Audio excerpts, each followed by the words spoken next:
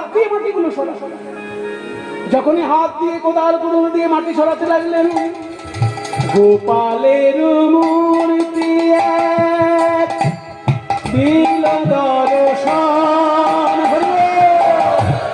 গোপালের মূর্তি এক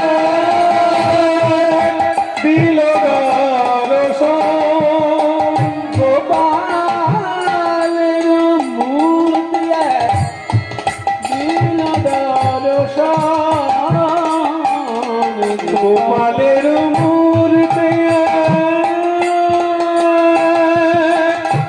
দিল দর্শন, নয়নের জলে পুরি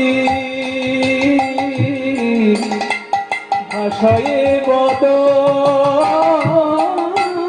নয়নের জলে পুরি ভাষায় বদন।